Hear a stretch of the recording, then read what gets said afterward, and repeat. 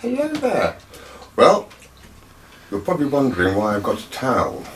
There's a very good reason, it's very important. The other thing is, just in case we go through a time warp, got some peanuts. Salted peanuts, supposed to stabilise something or other, can't quite remember what it is. But this is all to do with what was a radio series way back in the day. It has been a TV series, a stage play, and a film. And here is the DVD version of the Hitch Hikers Guide to the Galaxy, which was produced by the BBC. There is the Blu-ray version, which has been remastered and all sorts of things restored and all that. But the amalgamation of all that wonderful creativity comes to a book that has just been released, and apparently, as of today, is #1 in the Sunday Times hardback book category. And all I can say is, the answer to life, the universe and everything is... And this is a book called 42, The Wildly Improbable Ideas of the late Douglas Adams. This is a heavy number, I can tell you, and should never be used as a doorstop, because this has been edited by my dearest pal of a long time, of 45 years, Jon Davies, who's been involved with Hitch Hikers Guide to the Galaxy from way, way back, and I've known him for 45 years, so it just goes to show, doesn't it? And we're here today to talk about that, and some other things too. So here we go.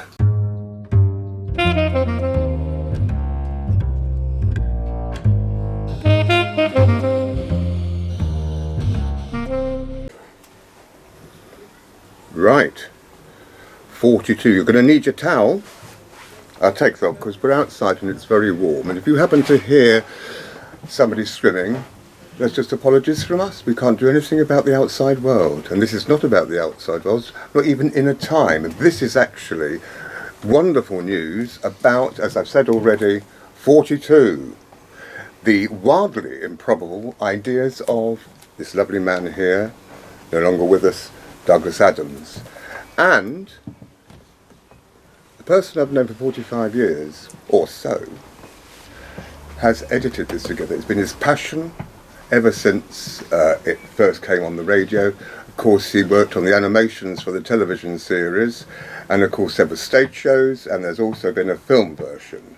And that is the wonderful, my closest friend, Jon Davies. Or is it Jon Davies? Oh, well, you see, it was always just Jon Davies. I know it was. And then the BBC rang me up about 20 years ago and they said, we seem to have 3 Jon Davieses on our books. Which one are you? And I said, well, who have you got? The original. That's what I should have said. Yeah. They said, well, no, there's the famous footballer. Yeah. Not that I follow football, but there's Jon Davies, the footballer. There's a pundit in science programmes who was some kind of geneticist. And I said, that's me, the fat bloke in North London that does science fiction nonsense. And I said, I'll tell you what, you can send me the footballers' cheques.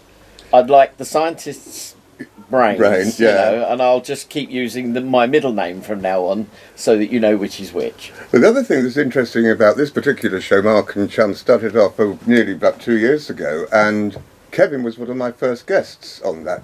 And it's quite odd for us to ask anyone back for a second sitting, but we have. And it is the wonderful news about this, and this is Sunday the 4th? Second? Third? Where are we today? 4th? Third. That would do. Sunday Times. It's now #1 hardback edition in, what is it? In the general hardbacks. So it's non-fiction.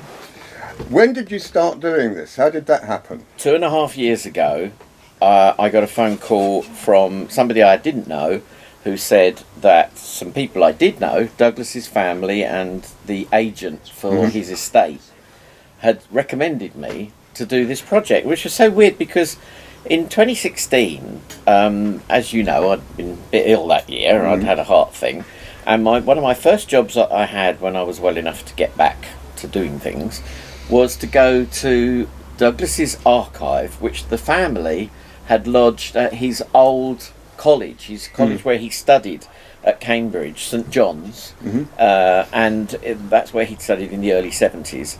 And they'd put his papers there. There were 67 boxes of his personal papers, notebooks, scripts, diaries, and various bric-a-brac, including his teddy bear.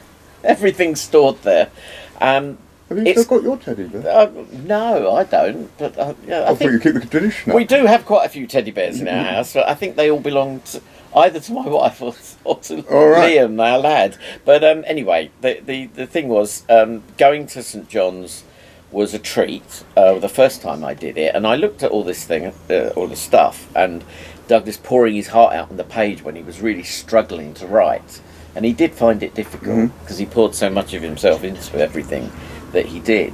And I thought, you know what, there's a book in this, something about like how Douglas Adams wrote as a working title, but I never thought it would be me that would get to do it. I just kind of thought that would be a nice idea.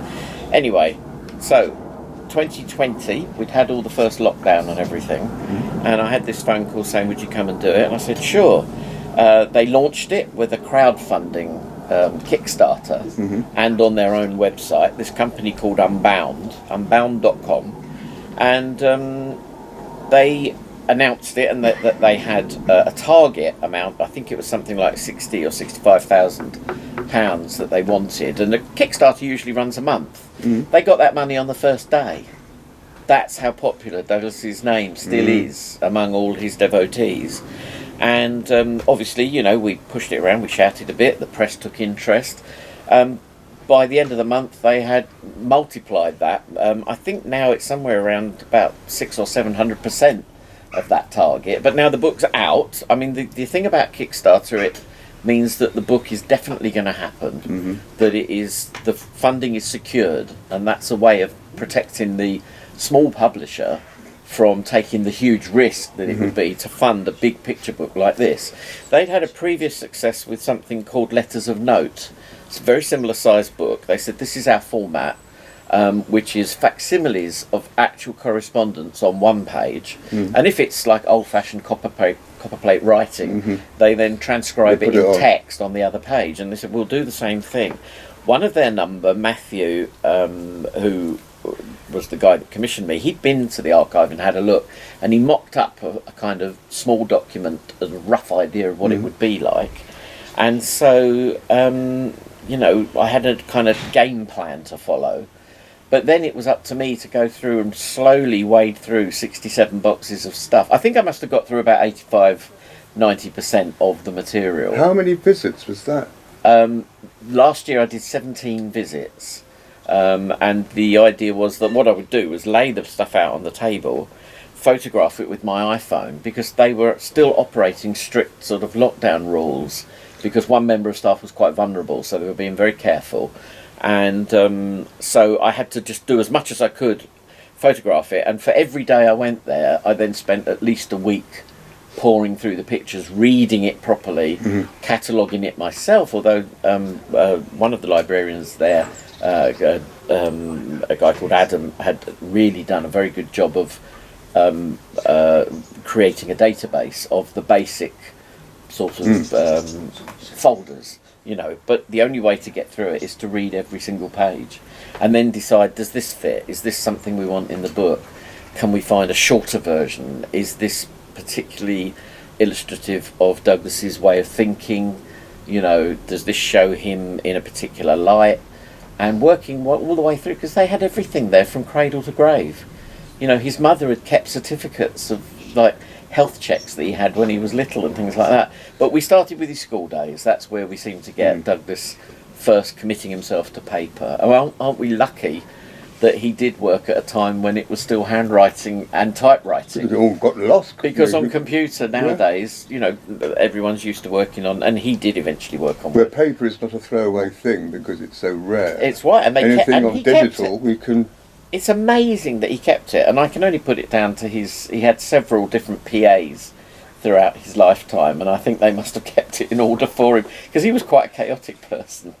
Well, I met him a couple of times when he was involved with Doctor Who, of course, but and he was a good script editor on that and writer for that particular show. But I remember this coming out when it was on the radio, and loved it, and could personally myself not envisage it in any other form than what the memory came out as you went through the creative element of listening to the show. Yeah. You had your own ideas of what these people looked Douglas like. always said the pictures are better on radio. Absolutely. But nonetheless, we did a TV version. Which Strange is where enough, this is where he comes on the TV version. This is the DVD version. And the BFI then released this version on Blu-ray. Now, there's a story about this now. Well, there is. That was the one from 2002. We worked on that in 2001, the year that Douglas sadly died. He was only 49. 49. When he died. But we put that one together when DVD was still a relatively new format for the BBC. And there are 2 discs in that one. Yeah, and that's if you look, it's double. Oh no, it's not. You can open it up like a book. Yeah. Don't drop them. This is my copy of that I bought. I've not seen it in a few years, but there we are. I helped put that one together. A guy called Paul Venesis ran the project up in BBC Birmingham. Yes, I know, Pebble Mill. know the guy. Yeah. Yeah, and he looks after Doctor Who range as well. He does all the remastering and beautiful work they do. And then this is another BBC project, but we did have a launch at the BFI. You're right. That was very nice of them to give us a big launch. There was a little bit of a cock up on some of the visuals on this one. It's the remastering wasn't as hot as it could have been. Shall we say Blu-ray. that? And it's a Blu-ray. And I did a whole different disc of extras for that. There are 3 discs in that. Oh yeah, it's all very colourful. It flips over like a little book. Yeah, there you go. There's the old Babel fish and all that. I thought they did quite a nice packaging job on that one. Yeah. And there was a special edition as well that had a little booklet in it, which I put together. Oh, great. As well. So, yeah, that was... But what I liked about that one, they very kindly, the BBC gave me a budget to go and get the original animation film that I worked on as very much a junior, working for my old boss, Rod Lord, and we had a very small little animation company in West London. It was my first job, my first year in the business. It meant quite a lot to me. So... finding the bits of footage and piecing it all back together, we made a half-hour high-definition reel of just the animation. So it was a privilege to get that scanned digitally. Because it was all done on film. The animation was on film in those days. It looked like computer graphics. Everyone thought it was computer graphics, but it was hand-drawn, as you know. As it was back then. You know, my boss Rod was looking into getting a computer, but...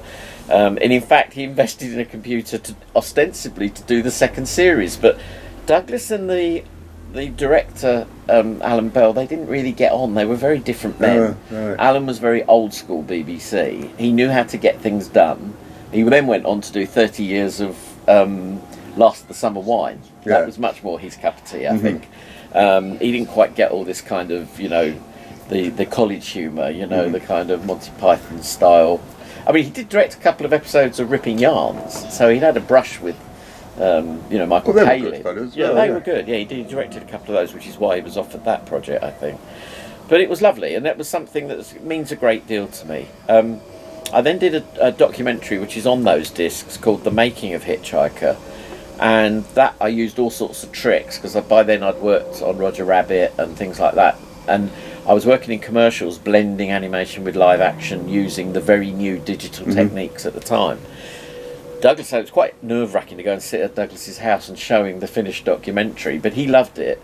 And a year later, he asked me to do this one. Now, this is a bit of a tatty copy, but it was the illustrated version of the novel, and there were photographs. We had things made, like Marvin here, if you can see it. I don't know, but anyway. I had friends, I got all sorts of friends involved that work in special effects, and people made models. We cast it with new actors, and everything was built specially for this book, with the idea that hopefully there would be more books to follow. It was an expensive project, and as you can see, the cover, the editor of the book at the publishers chose this diffraction grating sparkly effect. The trouble was, I think Madonna's book Sex had just come out, all wrapped in silver, and it was very much on the sort of tail end of that kind of fad. People might have been confused. Well, the problem was it was damaged. It was so easily damaged, and the shops didn't quite know where to place it because it's actually a novel. Yeah. But it looks like a coffee table book, and so they didn't know where to put it. It hasn't got all that. It's all lovely hardback. I mean, it weighs a ton. It does. It really is. It does. And the wonderful thing that I remember of Douglas Adams is that a lot of the stuff that was in this particular show, whether it be on the radio and as it went through right through to the film, and I must say I didn't like the film version at all. I saw the stage version, I saw the TV version, I've heard all of the radio version. Is a lot of the stuff that he actually had in his mind is now technology that is available to us in many He never lived to see it, sadly. He would have loved an iPod. He never saw an iPod, he never saw an iPhone. And he was, that was almost like, Orwellian in some cases, 1984 and all that. He was predicting Big Brother and all that. But he knew... He knew the technology was coming. And when I interviewed him several times across his lifetime, I knew him on and off for about 20 years. And in 95, he was saying, he was getting very evangelical then about getting every home in Britain should have a fibre optic. And he admitted afterwards, he said, it's really because the things I'm working on, I want a delivery mechanism. He knew that e-books were coming. He never saw a Kindle or any of those. This is available as an e-book version. He would have loved all that technology. He adored the Mac, the Apple Mac, and he had just about every iteration. The legend goes that he was the first man in Britain to buy an Apple Mac, right. And that Stephen Fry, his great mate, was the second. Yeah. I don't think anyone's been able to either prove or disprove that story, but it goes around, and even Apple have used it in their publicity. Even if it's apocryphal, it's a nice story. It is, yeah. And of course, the lovely Stephen Fry has written a letter to you. It appears in this, and I've just had it read to me by my friend Michael, who's at his house today, and it really actually... I loved it because it made me quite weepy, because what he was saying in that, and you think, my God, what if he had survived his illness, and what would he be capable of doing now with that imagination? We were slightly robbed, when he died. Well, we were robbed in all sorts of ways from having his thoughts on the current situation with AI. One of the actors from Hitch Hiker, Geoffrey McGivern, he said, we've been robbed of Douglas as the parent of a teenage girl, because sadly his little girl was only 6 when Douglas died. So how would it have been dealing with teenage tantrums and all that? We would have got Douglas's take on that. We didn't get his take on lots of the modern things of the last 22 years since he... 22 years? Yeah. Excuse me. I'll give us So yeah, Coca-Cola. I see you've got your Pan-Galactic Gargle Blast. I'll come to that in a minute. Of course, here, now there's a story about this, because this is taken from the original mould of the original book as used in the TV series. So tell us all about that. Jim Francis, the visual effects designer, came up with that design for the guide, the book itself, which, as you know, was narrated by Peter Jones, and I was part of the animation team that supplied what went on the screen. Don't panic. And we had to use very analogue techniques to project on the back of that screen. It was a funny little seesaw affair, with a projector at one end and an arm and a book bolted on the other end with the back removed, so you could project onto the screen. So it was quite convincing for its time, but of course this is long before we got iPads. What year was the TV series? Well, that was in 1980. The book was first used 1980 in the studio in June 1980. We are showing our age. 7th of June 1980, and they came up with that very neat trick. That one was made for me by a guy called John Priest, who I haven't seen for a long, long time, who at the time was a freelancer working at BBC Visual Effects, and he found a wooden mould that was struck from, and he made another vacuum form, which is like a hot plastic that melts over the wooden mould. So it's an exact copy. What happened to the original, we do not know. Long gone, probably. Lots of things at BBC Visual Effects got recycled.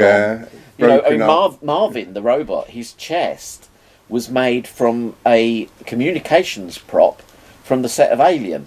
Oh, really? So, and bits of the forklift truck pallets that made the floors in Alien became the Vogon corridor in Hitch Hiker. And it got reused in Doctor Who and Blake 7 and everyone reused bits and bobs of the same but thing. But in this book, I assume that a lot of this comes out in the thoughts of Douglas Adams at the time, when it had transferred to radio and then to television.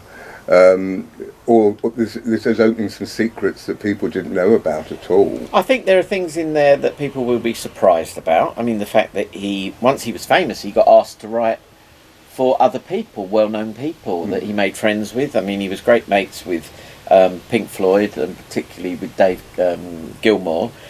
He wrote a sketch that we didn't know about for Pete Townsend for same year as Live Aid, but that Christmas there was a charity show that Douglas scripted some filmed sketches that were going to be projected as part of the stage show of Pete Townsend at 3 different ages of his life. Looking back on that, hope I die before I get old kind of thing, but then he was still fairly young by comparison to now. He worked on a script for Rupert the Bear, Rupert and the Frog song for Paul McCartney. Who, again, he was a big fan of Paul McCartney, so that meant something to him. He worked with his friends like John Lloyd, who have allowed us to put things in the book. He had part of a comedy troupe when he was at university with 2 other chaps. They formed a group called Adams Smith Adams, with Will Adams and Martin Smith, who he preserved forever in the Hitch Hikers. There's a little moment where someone says, "That's a for Beeblebox, not bloody Martin Smith from Croydon," which was his pal, I always remember there was a bit of a joke going around the BBC at that time, and I occasionally dropped into BBC. There was always, certainly on their Christmas party VTs, they would have, Douglas Who. Yeah, we always wondered if there was. I'm still thinking that was there anything to do with Douglas Adams? But this Douglas Who used to tell. And we said, who is Douglas Who? No one knew. I looked up something to do with that. I think it was somebody in the VT department was a Douglas, but when they said Doug Who, it wasn't anything to do with Douglas Adams. But there was a sketch, wasn't there, when John Cleese was guest starring in Doctor Who with Tom Baker. Oh yes. They did some little outtake moments for the Christmas tape of him coming up saying, "Can I have your autograph?" And Tom, he said, "It's for a nice little boy, he's blind." And Tom went, "Oh, I haven't got a pen." He goes, "Never mind, I'll tell him you signed it." Yeah, that's from City of Death, isn't it? Yeah. So John Which is Cleese, supposed to be, the internal of the Louvre was, which actually had a very strange door on it. Was actually probably a television centre and all that, and looked really naff. They did go to Paris. It was the first time they went abroad. They filmed it all in Paris, didn't they? On proper celluloid. Yeah. There is a letter in there from John Cleese, because Douglas was a huge fan of Python, and he got to know John Cleese. He wrote with Graham Chapman, and later on in life he was great mates with Terry Jones. So he did mix with those kind of people. But when he was still a student, he had a chance meeting with John Cleese, and then was invited to go to his house where he lived then with Connie Booth. This was in the 40 Towers days, and it was like, come and interview him. So he wrote to the woman who was directing him in a stage play to say, "I'm ever so sorry, I'm not going to be at rehearsals. I've been trying to find you all day, but I've got a chance to meet John Cleese tomorrow, so I have to go and do that." And she kept the letters from Douglas as well, and that was Sue Lim, who's a writer of things like Gloomsbury, and lots of Radio 4 comedies, quite often starring people like Miriam Margolyes. Marvellous. But anyway, we've got that. We've got a few other things coming up. I've been asked to go and do signings. I mean, I'm not daft. I know that they would much rather have Douglas sign the book, but unfortunately he's been spending 22 years dead for tax reasons. So... which is what we called that chapter where we had to cover his sad passing. Just a joke from within Hitchhiker. But it's lovely. We're getting a bit of attention. I've got to go and do bookshops in Letchworth and Cambridge and Oxford. We've got a Comic-Con coming up.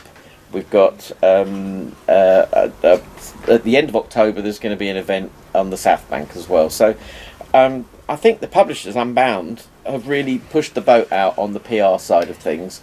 It's my first time dealing with anything like this. To get the news today that we're on the Sunday Times bestseller list at the top spot on the first week, that's quite an adventure. And I know that when Douglas, he never wanted to be a novelist, but when he was asked to novelise his radio scripts, he went straight into the bestseller list himself. And it was he said it was like going from from nowhere to sex on the first date with no foreplay.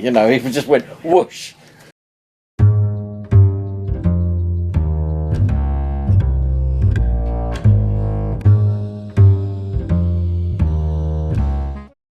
Right, and we're back. Now, the wonderful thing is, I have got my pan-galactic gargle blaster, and 2 of these in your silos. That's more. But we're going to hit you with a solid gold brick. I tell you what, Got it all in your tash. there's a reason for this, Tash, I'll tell you later.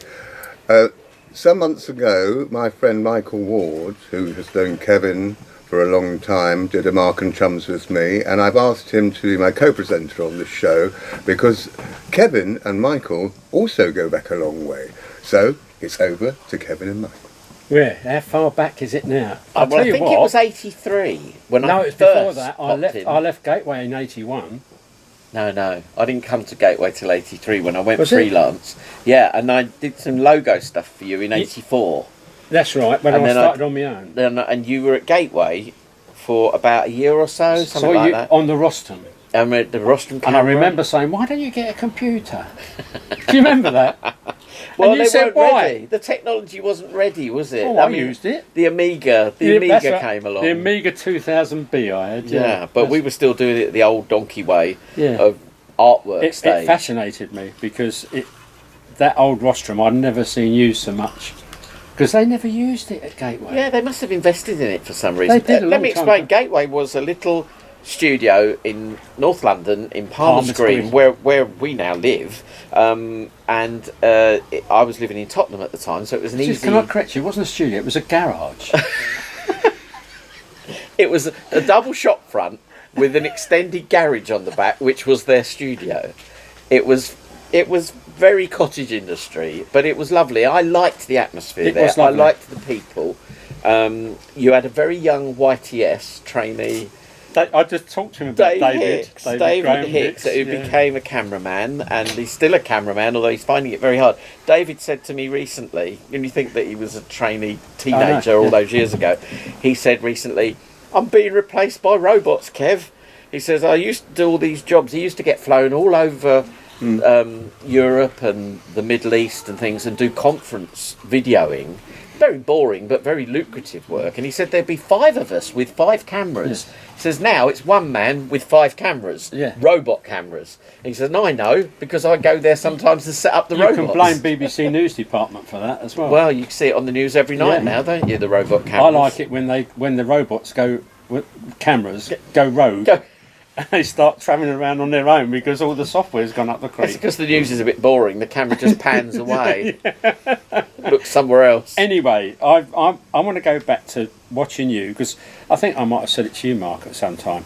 Watching you do that rostrum and all the fiddly bits and all the mathematics as well, and Well, that's it was what. calibrating Yeah. little, like if you do a track and pan, Yeah. and then you have to like make little marks. It was usually on masking tape along the bar, And Letraset. and lots of Letraset, lots and lots of Letraset.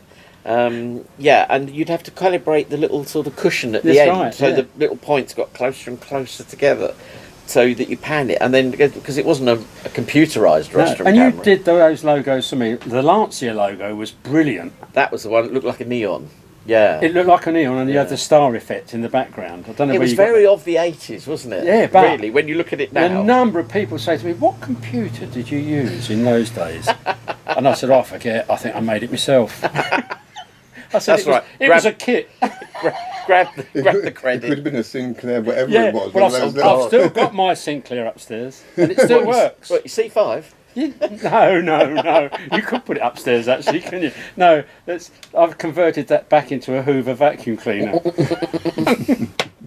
About all it was used for, I think. That's what. But, That's the bits he You know, used. Douglas Adams was quite friendly with Clive Sinclair. Was he? Yeah, he came to dinner parties and things, and once he convinced him to pay some money for like an exclusive look at the new book or something. Douglas managed to get him to put some Really? money into a charity just Why- so that he could get an advance copy of something. But he was a man of great ideas, Sinclair. I mean, the C5's where he went wrong. Yeah. But when you think of all the other things, the calculator kit I got off of him. Yeah. That you put the bits together and you had a solar power. I've still got it upstairs. My great pal at school, apart from my wife Elaine, was David Beasley, who I sat with at school. Was a real genius. He went on to do a doctorate in artificial intelligence and things. And anyway, could you help me out? He had a kit of the Sinclair. He had the little Sinclair kit. Yeah. And it was like, in those days as a schoolboy, 14 quid was a lot of money. Yeah. And it was all in bits, and you had to build it together. It had that little light up red LED type, numbering. That's right. Yeah, and we were all mind boggled. Like the old pulsar watches. Yeah, I remember those. Yeah. I did an advert in Hitch Hikers style for That's a right. talking watch.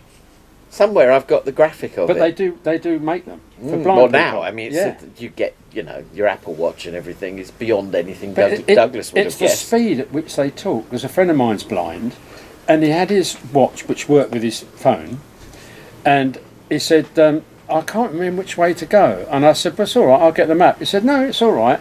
And he put his watch on to speak, and it was... And I said, well, what's that? He said, it's all right. It's we go down here and go left. He could understand speech. Very rapid. Multiplied by 10. Wow. Which had come from his phone, Google Maps, I presume. I don't know. Talks to it and says, go to... There's an app for everything nowadays. Too much. Yeah. Everybody wants you to download an app. You get too many apps on your phone. Yeah, but can you imagine what Douglas would have made of it? his Oh, yeah, but imagination. he would have made good things out of it, I to be think honest. he knew what was coming to some degree. I But mean, I think even he would be amazed by the current trends in AI. Even our local takeaway tandoori now, don't phone, put our app on your phone and order through that, and you will get 15% discount. And we all order, I mean, since the pandemic, I think it was a very good idea, it was introduced then, but you can sit at a pub table and the number's on the table and you use the app and boom, drinks are brought to your table. Yeah. Thank God for Wetherspoons. And he's not using an app. Well, I mean, I don't think he But needs to. his son's taken over now, hasn't he? Oh, I don't know. Yeah. They just use their employees. But there's the first. I just showed this to your son. Oh, what's But this? that is a computer Uh-huh. from 1721. Good God. Now, what would Douglas have made? Would of you that? do you have to spin it round to like You calculate? turn that round to the month you're on. If you look, you've got January, February, March, April, May, June. Oh yeah. July, August, September. So if we put the whole, it's accurate. I've tried it all around the world. Put it in August, Yeah. and then you would normally have a bit of string, and you face that to the sun, Yeah. and on the inside is the time. It will tell you the time. That's what Within 10 shines in minutes. it. That's amazing. It is, and it's accurate within 10 minutes. I've tried it in Argentina, I've tried it in Malta, I've tried it all over the place, and it's always accurate within 10 minutes. And you got it at 5:20. 17:20. I forgot where I got it from. I think I found it actually, but it's got the guy's name that made it on it somewhere. Thomas somebody or another. Nice. Thomas Tom, What a curio. What's Tom? and It's it's strange. Thon, and it's Arno 1721. There you go. It's like the There's some- Broadway choreographer and actor and musical person, and his name was Tommy Tune. Tommy Tune. He just died actually, but he was very well known, very tall. But I love names that sort of go together really Alliteration, well. yeah. I want to know how much input Douglas had on the animation for the TV series. Because Well, he did come to the I've studio. watched it so many times. Yeah. I watch it over and over. If I'm feeling down, seriously, if I'm feeling down, I think that's nothing compared with Marvin. Yeah, quite. Yeah, everything's relative. Yeah. And it's not all just down the left I hand used side.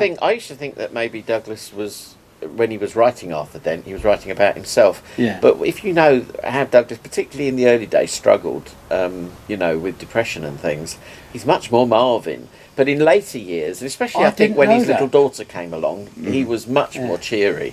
But much that's more what he had in upbeat. common with Stephen Fry then, with the Yeah, depression. they'd been through it. Yeah. I think they were. I mean, Because the letter, I read it to you, didn't I? the letter in there from Stephen Fry is lovely. Yeah, It's superb. And Margot Buchanan's one has also people have found. I haven't read all of it. No, it's going to take time. Leave it in the loo. You can read a page or two. No. What I do when I'm fed up with watching what's on television, which is very easy nowadays, I just pick. No, it is. It's true. Yeah. It's all rubbish. But he did come to the studio. In answer to your question, he did write a lot of detail into the scripts. And I mean, if I had my way, I would get those television scripts published, and that's something that we have discussed. Oh, you've got to. Yeah, because it's the only thing of Douglas's that's not so far been published, and I would like to see it out there. The radio scripts are published, but the TV script has unique Douglasisms. A bit like Spike Milligan's scripts. Yeah, they've all been published. Yeah, and they've got all these little modifications. And I used to love the Goon Show script books. I've got them all upstairs. Yeah. I used to perform Goon Shows with my friends at school, and I'd never heard one. I'd only got the scripts, and so I used to ask my mum, who was a librarian, used to run home from the library to hear the Goons on the radio. She loved it, so all our versions of the Goon Show were based on my mum's terrible impressions of the funny voices. And you didn't record. I have got a recording, but it's just like, later on I eventually got vinyl records of the Goon Shows, and finally I could hear what they really sounded like. Have you seen? I sent you the picture once of my brother and I being Milligan, didn't you? Milligan, yes, yeah, both of us, with their floppy hats and fags. And we managed to get Milligan to come and visit I Gateway. know, and I was really peed off. It's a shame we didn't. You weren't. Which is why I always sign my letters after meeting him, because I sold him his first videotape recorder. Oh right, you used to do that. Yeah, and it was an N1500 Philips. Yeah. Remember the little Philips? The little chunky little blocky cassette. Yeah. And he gave me a cheque written in felt tip pen with egg stains all over it and bits of this and that and the other. And I went, the bank's not going to show. Oh, I'll be all right, don't worry, he said. So I'll go and give it to my governor. He said, he was Polish, Polish Jew. I'm not putting that to the bank. And I said, well, Spike said they know him, it's all right, don't worry. Of course, it bounced. Did it? So I had to take the return cheque back to Milligan, and he went, at least I know it works. I wanted to give a fortnight's test. He wanted to test the videotape recorder. Cheeky. Yeah, and I just peed myself laughing. Well, he was living in nothing happened, Woods. Because there's a picture of him outside Gateway. There is. At the back. There is, and we were going to do a project called Milligan's Dustbin based on his poems, and we got him to record his poems.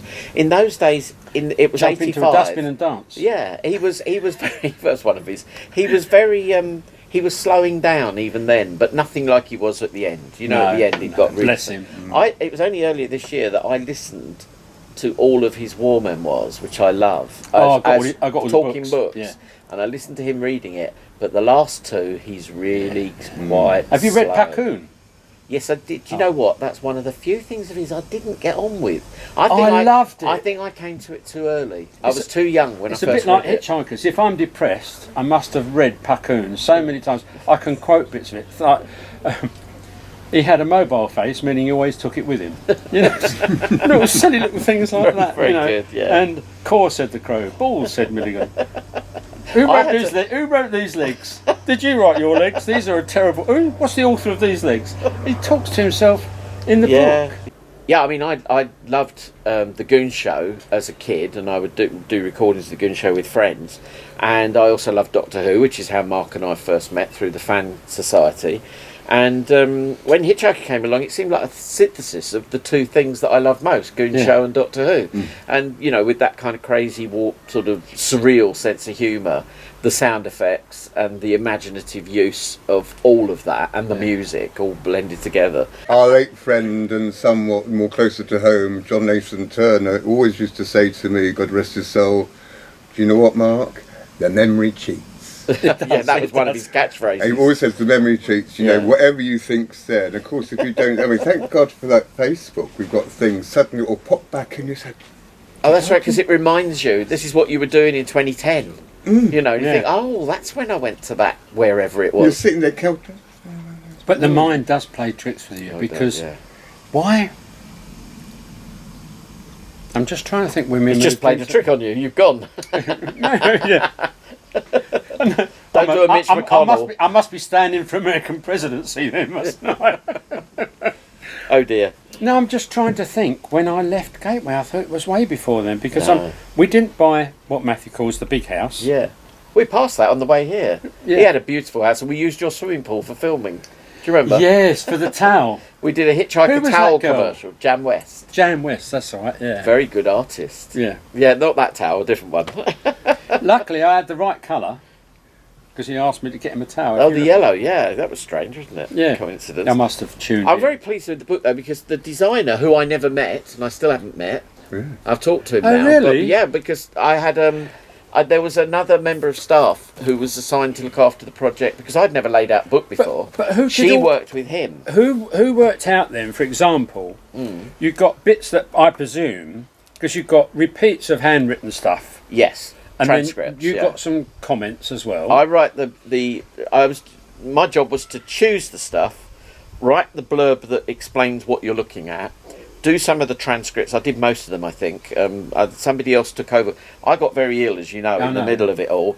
And a copy editor, Judy Barrett, was hired, another freelancer, to take care of it, take the load off me, to work with the designer to plan out the book. And she would then task me to say, right, you've given us too much for this chapter.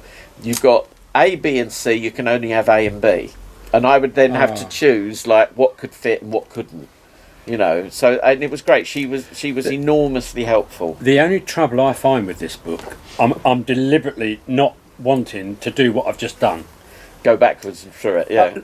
Flip just it. to skip. Yeah, But because, and I'll tell you what made me do it, the foreword by Stephen. yeah, Because it is brilliant. yeah. And There then- it is. You just Yeah, had it I know, there, yeah, that one there.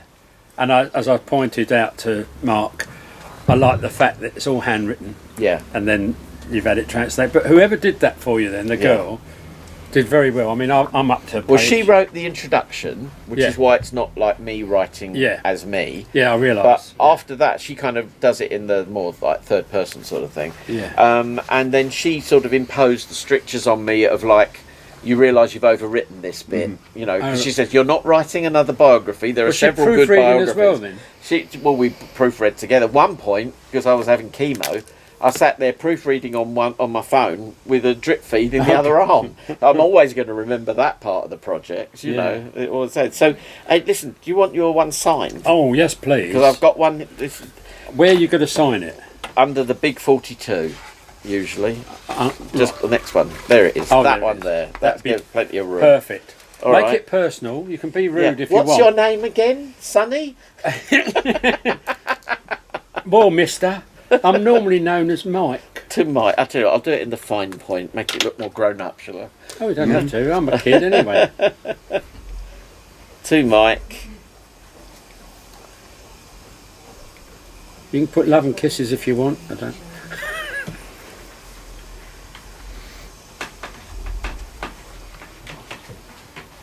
Right. Be eBay next week.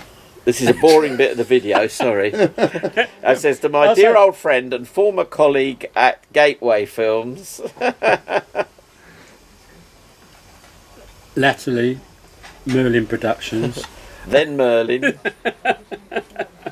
Someone's nicked that name. Have they? Yeah. Good job I changed it to Creative Media Who Productions. was it? Gandalf? No, I love the Merlin, the bird. Kevin. I'll add the other bit. Jon Because Davies. that one. Just in case you've forgotten who it is. Yes, Yeah. that one. Yeah, it's not as if it's not written anywhere else in the book. Yeah, quite. The copy editor, when I first met her at the beginning of the project in the sort of middle of last year, she saw some of the pictures that I'd sort of brought along as possible things for the book, and she insisted that's the teenage me with Douglas Adams. Yeah. She said that's a double-page spread, and I said, "Oh no, I wouldn't do that." You know, it's like, Why? Why well, not? I'm glad we did now Yeah. because I love I was it. looking at you and I was like, butter wouldn't melt. No, yeah. Skinny little Herbert.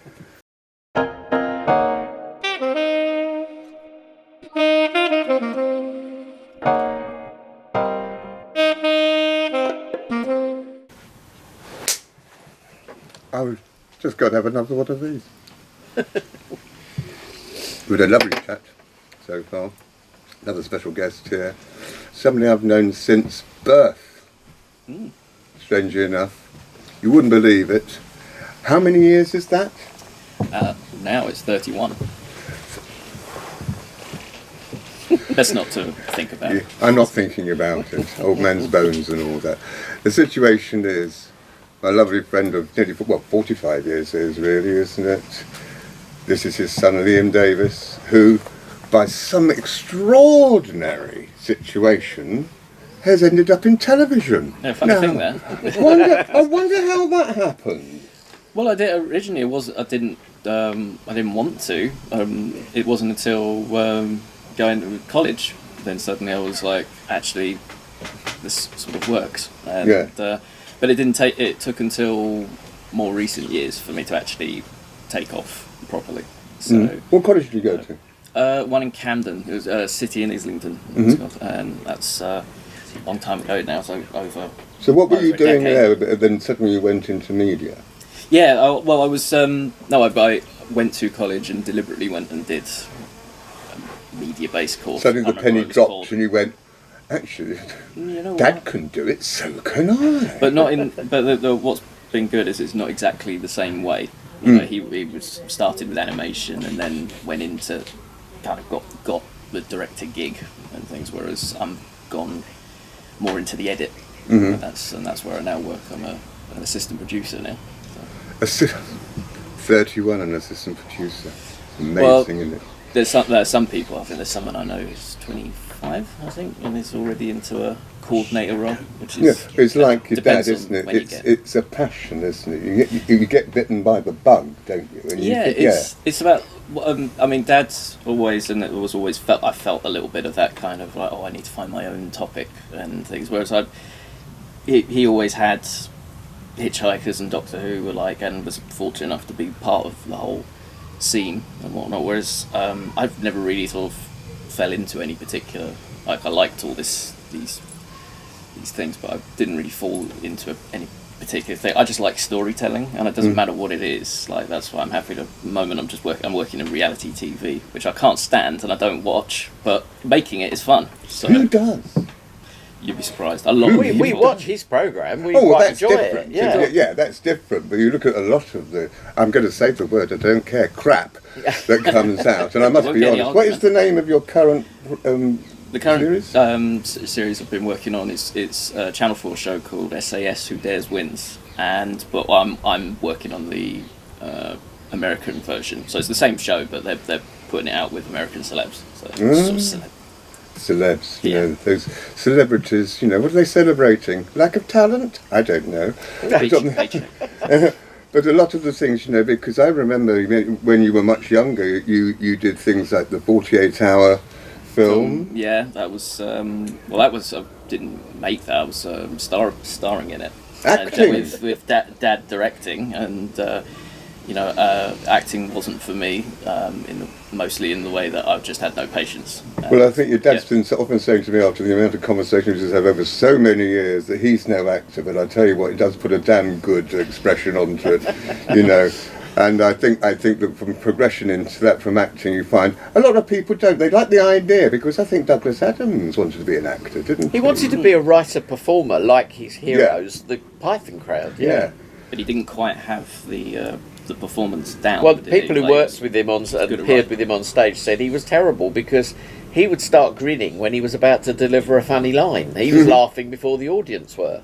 And Not it would way give the to game do it. away. No, Yeah, no. yeah. He was It's called terrible. pacing, love, isn't it? There's Yeah, a bit of and time. a lot of people love his talking books. When he read his own books Yeah. himself, a lot of people like those. That's his authentic voice, you know. But you haven't just done the SAS thing now, which is the current thing that's going on and on and Yeah. on. Who knows when it's going to finish? It's like Gogglebox. It goes on forever and ever and ever and never seems to stop. But what was the job you had before you went into this particular project? Well, it's sort of been a bit of a ladder. I was finally got in full time as a runner in a post house in central London, Soho kind of area, and did that for about 2 years, and then went to. COVID lockdown happens and we all got made redundant. But thankfully, I stood out to one of the clients, and I got offered just out of nowhere. Got to doing a really basic job in logging. So it's as in note taking and transcribing That and continuity. things. Yeah, Like and our old friend Rene, you know, that's what she was doing, script supervisor. Just explain, post house doesn't mean that he was actually working for the post office and he was running. Post actually means post that was production. the story that genuinely happened. It was in my first 2 weeks, I think, when I started, and they were doing doing reception training, so that we knew how to put calls through and whatnot.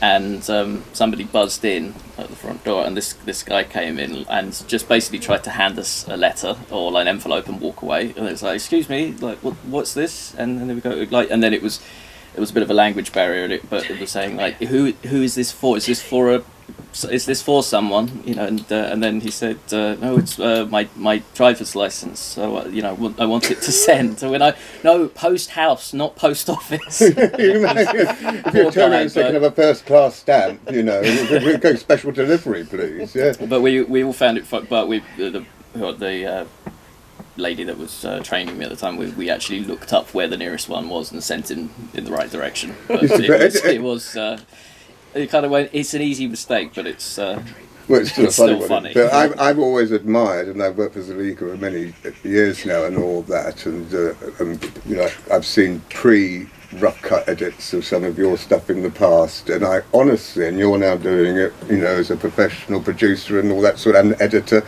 and I wouldn't have the patience.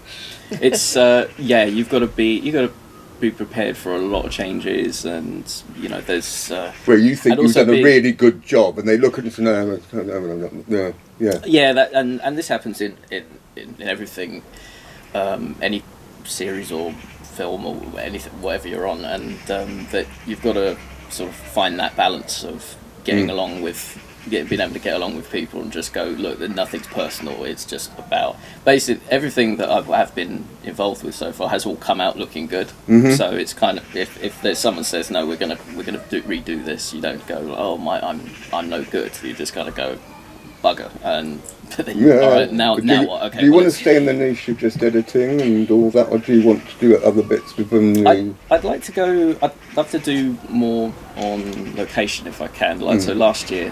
On the same show, I actually got to go to abroad to the where they were filming. Was that abroad? I was in the desert in Jordan, and for a whole month, and that was You're quite pale amazing. skin as well.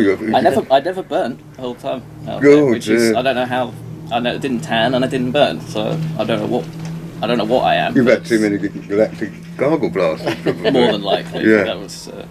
But yeah, I'd love to do that again, but I didn't end up. I didn't go on this one, and not because I didn't want to. It was that they just crewed up, and they saw me as more of a post person, as opposed to someone who's location place. And it's kind of like, well, it's fair enough. I got lucky last year, but now if I'm gonna, Well, there's more to come. yeah, and it's all you got to do is just be able to say it to the right people. I've always been a great believer, I'm sure you have. You've got to be in the right place at the right time. Absolutely, and if you happen to miss the boat, you miss the boat, love. That's it, that's the way it is. Any aspirations to go into producing drama or anything like that?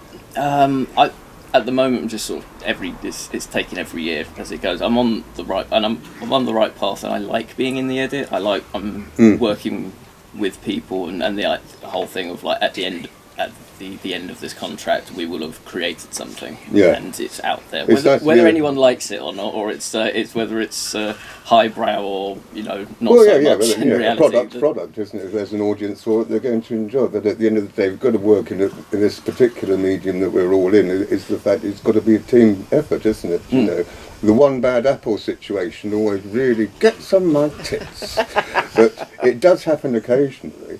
But, if you've got a good team around you and get on with it and all that, and they have chums doing it, hence Marc and Chums, you end up with something that you come at the end of it and you go, oh, well done, I really enjoyed doing that. Yeah, that's it, and you can kind of look at the project, as something that you learn from and got something out of it. It's I think not really every about job you do, you pick up another set of skills, Well, or you learn doesn't it? something. It inspires you to do on to something. And when you work with different people, you find that they have different ways of working, and you can incorporate the bits you like, or you can look at the way they do it and think, well, I'm not going to do it that way.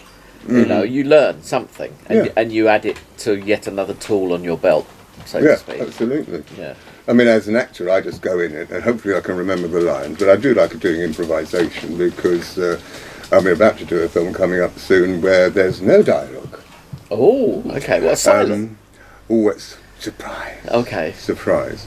Mood piece. Hence, I've got this growing Right. back. But it's nothing to do with ho, I ho, think ho. it suits you, actually. Do you know, that's what my director often says. That suits you, doesn't it? You like it, don't you? Sitting over there again. Yeah. Been up to his eyes in bits of cheese and giving them to the dog. No, but in that situation, those scripts are very important, and I understand that. And of course, if you're going into that element, it's a completely different niche from doing documentaries or reality shows or whatever. I mean, I know you did more than 30 years in the TARDIS, which is another Herculean task. I like working with big archive, that's true. I've had a few experiences like that. The one I really enjoyed was a personal one for the family down at Bewley, the Montagues. Oh, yes. And I did Lord Montague, the previous Lord Montague, rest his Edward soul. Montague, we did his 80th birthday, and I really enjoyed that. And his video and film archive literally was from cradle to grave. He had, there was footage, family footage, amateur 16mm footage of him coming home as a newborn baby. As a So newborn? right the way through to his 80th birthday. Yeah. Amazing, isn't it? Yeah. Oh, absolutely. So it's all on wonderful digital and all that. High definition, widescreen, all this malarkey, is it? Yeah. It's, Do tell, do big- they have any outtakes that are hilarious? Oh, there's always because it's one of those ones. I have an outtake as well from last year. Can we do a couple now, please? I like an outtake. No, I love outtakes. I mean, we go back to, when BBC used to do their White Powder Christmas and all that stuff. And I used to wet myself, I mean, I think You're Right on the Night got a bit samey because it's almost like it's been put on. But when it's actually something that really does happen, you think to yourself, well, and I can be sitting there and I'm wetting myself. Absolutely, because, things like all the shows that I've really enjoyed, like things like Fab and all that, where they really balls up. And, there's old Joanna Lumley having to rechange her cigarette because it's gone too far and all that. Because they, and then Jennifer Saunders would come and said, naughty audience you're going. He said, but I should know this because I wrote it. She's But, not above forgetting her lines herself. Yeah, well, it happens. I mean, No, Liam out on location, he got asked to take part as a stand-in for the genuine It was a camera celebrities, test. Well, no, for lining up the cameras. Well, no, I had the job as I had to stand in for one of the SAS boys, and great. and it does. did you have the full kit on?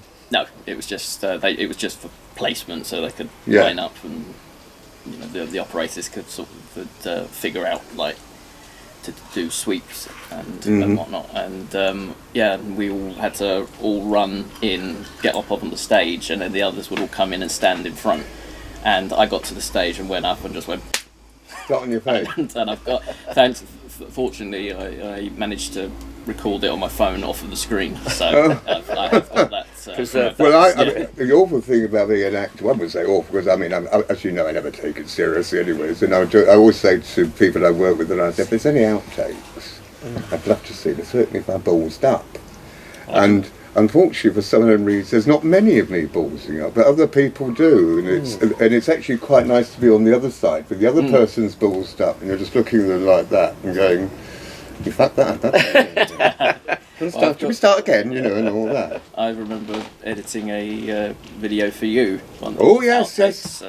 Auntie's Bloomers, I think we called, not Bloopers.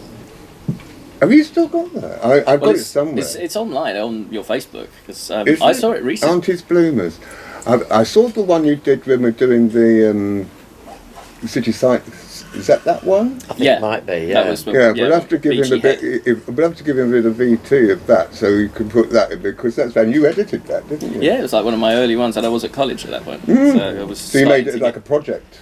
Yeah, you needed you wanted something made, and we needed. Well, I needed to make a final piece for my project, and I was actually very honoured, considering, because there's much more interesting, vibrant people than me to do it. But you did a wonderful it was job. great. I watched it just recently. Unfortunately, couldn't be here today, but Stephen Mansfield.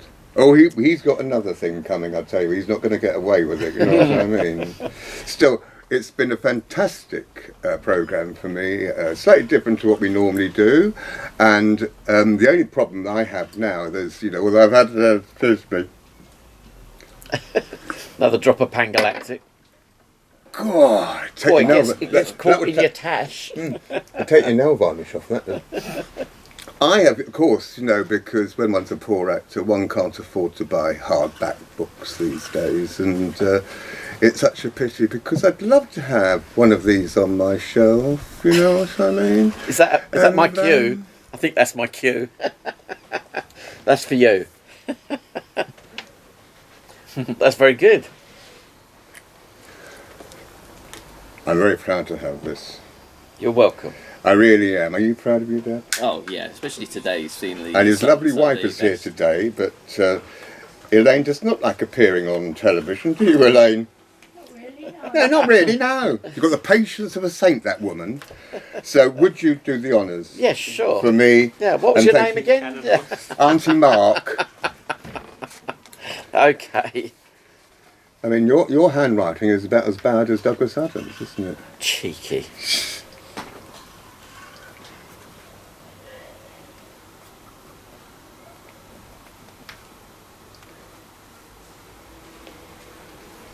So what you're writing down there, is it just coming off the top of your head? I've put, dear Auntie Marc, thanks for having myself and Liam on your show. Of course, we did your radio show some years back. That was a long while ago. We won't mention that because we had a slight problem, didn't we? Well, Daddy. Oh, dear. Second time around. But Do you want to tell him? Just quickly say what happened. He gave you Oh, a couple of I got ciders beforehand, didn't he? I got absolutely trolleyed on it. And, That's the way of putting it, yeah. But nice, on Dan. a You were real very rough nervous. cider as well. Yeah, but you've always, you said you were very nervous about it Yeah, and it all was that, meant but you to- just flowed into it. Now look at Let this. it dry, don't close it too Yeah, I'm quick. not going to close it. Look at this, boys and girls, and all that. Isn't that fabulous? I've been waiting for this since it was first mentioned to me that Kevin had been asked to do this. I'm going to leave that open, Kevin. I don't Yeah, want to let it dry. Let yeah. it dry. And I'm very proud because I don't normally get books. These days, people don't get books, do they? And I love the smell. Even the papers. This is very glossy, this one, and very heavy, isn't it? Yeah, very heavy. Yeah. Yeah, even you brought the papers in today. That you're in the Observer. Well, we had a look. Yes, Yeah, we had a look, and it's there if you want to get today, being the 3rd of September. They're in there now with photographs. I think wasn't there photographs? There's some pictures. Yeah. It's the Observer today covered it, and we've been covered by all the main papers now. I think Fantastic. today the Times putting it at #1 in the hardback non-fiction. Look at that. That was Sunday Times. very exciting. Well, this is one very proud Auntie Marc. I want to thank our lovely friend who's over there looking down. He's done us some lunch as well, which is fantastic. Michael Ward. Of course, my darling friend of many years, Kevin Jon Davies, and his superb son of, which I've known 31 years, strange enough, only because that's his age, who is going from strength to strength. So I'd like to thank you all. Thank you very much thank you. indeed. Thanks for having And us. next time, you never know who it's going to be.